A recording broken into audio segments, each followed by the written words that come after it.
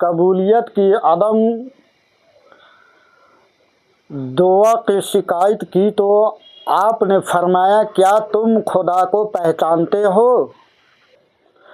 قرآن و رسول سے واقف ہوتے ہوئے بھی جنت میں جانے اور جہنم سے نجات پانے کا انتظام نہیں کرتے، ماں باپ کو دفن کر کے بھی عبرت حاصل نہیں کرتے، عدل کی آمد کا یقین رکھتے ہوئے ایسے لوگوں کی دعا بھلا کیسے قبولیت حاصل کر سکتی ہے؟ صبر سے کام لے تاکہ قاتل سے خون بہا لیا جائے، ابلیس کے گھر میں داخلہ کی اجازت نہیں۔ ناظرین السلام علیکم ورحمۃ اللہ وبرکاتہ، میں محمد عبدالحکیم نقشبندی آپ کی خدمت میں حاضر ہوں۔ ناظرین، اس سے پہلے آپ 5 بھاگ سماعت کر چکے ہیں حضرت ابراہیم بن ادہم رحمۃ اللہ تعالیٰ علیہ کی زندگی کی حالات اور مناقب۔ اب آپ 6واں بھاگ سماعت فرمائیں، تو آئیے سیدھے ہم اپنی موضوع پہ آتے ہیں، ٹائم کو ضائع نہ کریں، ٹائم کی غنیمت جانیں۔ اعوذ باللہ من الشیطان الرجیم، بسم اللہ الرحمن الرحیم۔ جب لوگوں نے آپ سے دعاؤں کی عدم قبولیت کی شکایت کی تو فرمایا کہ تم خدا کو پہچانتے ہوئے بھی اس کی اطاعت سے گریزاں ہو اور اس کے قرآن و رسول سے واقف ہوتے ہوئے بھی ان کے احکام پر عمل پیرا نہیں ہوتے۔ کسی نے آپ سے دعا نہ قبول ہونے کی وجہ دریافت کیا تو آپ نے فرمایا تم خدا کو پہچانتے ہوئے بھی اس کی اطاعت سے گریزاں ہو، یعنی کہ اس کی اطاعت نہیں کرتے، اور اس کے قرآن و رسول سے واقف ہوتے ہوئے بھی ان کے احکام پر عمل پیرا نہیں ہوتے۔ آپ وجہ بتا رہے ہیں، آئیے آگے سنتے ہیں۔ اور اس کا رزق کھا کر بھی اس کا شکر نہیں کرتے۔ ناظرین، تو یہ آسان اردو ہے، آپ کو سمجھ میں آ رہا ہوگا، اس لیے میں ٹائم کو بچاؤں اور آگے واقعات کو پڑھوں۔ جہاں مجھے لگے گا سمجھانے کی ضرورت ہے تو میں سمجھاؤں گا، باقی اس میں ایسا کچھ سمجھانے کا ہے نہیں، بہت ہی آسان ہے۔ آگے فرمائیں، جنت میں جانے اور جہنم سے نجات پانے کا انتظام نہیں کرتے، ماں باپ کو دفن کر کے بھی عبرت حاصل نہیں کرتے،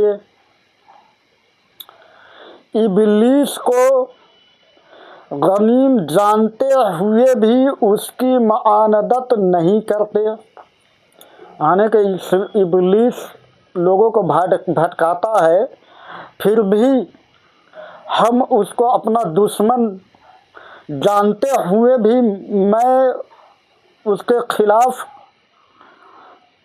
نہیں جاتے، ہم اس کے بہکاووں میں آ جاتے ہیں۔ ازل کی آمد کا یقین رکھتے ہوئے اس سے بے خبر ہو، یعنی کہ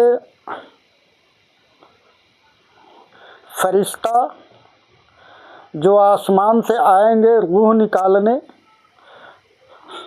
اس سے واقف ہوتے ہوئے بھی بے خبر ہو، اور اپنے عیب سے واقف ہوتے ہوئے بھی دوسروں کی عیب جوئی کرتے رہتے ہیں، کہ اپنے اندر تو خود عیب ہے مگر ہم دوسرے کے عیب پہ نظر رکھتے ہیں۔ پھر بھلا خود سوچو کہ ایسے لوگوں کی دعائیں کیسے قبولیت حاصل کر سکتی ہے؟ آپ یہ سب چیز بتانے کے بعد سائل سے پوچھتے ہیں کہ اب بھلا تم خود سوچو کہ ایسے لوگوں کی دعا کیسے قبولیت حاصل کر سکتی ہے جو شیطان کے فریب میں آ جاتا ہے، اللہ کے بندہ ہوتے ہوئے بھی اللہ کی اطاعت نہیں کرتا ہے، قرآن اور رسول کو ماننے والے جان بوجھ کر ان کی اطاعت نہیں کرتے ہیں، اللہ کا رزق کھا کر بھی شکر ادا نہیں کرتا ہے، جہنم سے بچنے کا کوئی انتظام نہیں کرتے ہیں۔ یہ سب آپ نے وجہ بتائی اور لاسٹ میں فرماتے ہیں کہ جس کے اندر یہ سب عیب ہو، یہ سب کام نہ کرتا ہو، وہ پھر اس کی کس طرح دعا قبول ہو سکتی ہے؟ آگے پڑھتے ہیں۔ ایک مرتبہ کسی نے پوچھا کہ فقہ کس انسان کیا کرے؟ فرمایا کہ تا دم مرگ صبر سے کام لے تاکہ قاتل سے خوب بہا لیا جائے۔ آپ فرماتے ہیں کہ فقہ کس انسان صبر سے کام لے مرتے دم تک، مرتے وقت تک، تاکہ گناہ گاروں کا جو خون ہے وہ بہا لیا جائے، یعنی کہ فقہ کسی سے کشٹ ہوگا، اور جب کشٹ ہوگا تو آدمی گناہوں سے بچے گا۔ پھر کسی نے عرض کیا کہ آج کل گوشت بہت غرا ہو گیا ہے، یعنی کہ مہنگا ہو گیا ہے، فرمایا کہ کھانا ترک کر دو، اپنے آپ ارزان ہو جائے گا۔ آپ فرماتے ہیں کہ گوشت کھانا کم کر دو، اپنے آپ وہ سستا ہو جائے گا۔ ایک مرتبہ آپ بوسیدہ لباس میں حمام کے اندر جانے لگے تو لوگوں نے آپ کو روک دیا اور آپ نے عالم جذب میں فرمایا کہ جب غریب کو ابلیس کے گھر میں داخلہ کی اجازت نہیں تو پھر بغیر بندگی کے کوئی خدا کے گھر میں کیوں داخل ہوتا ہے؟ سفر حج کے دوران آپ کو کھانا میسر نہ آیا تو ابلیس نے سامنے آ کر کہا کہ سلطنت چھوڑ کر سوائے فقہ کسی کے اور کیا ملا؟ آپ حج کے سفر پر تھے، کئی روز سے فقہ تھے، کچھ کھانے کو نصیب نہیں ہو رہا تھا۔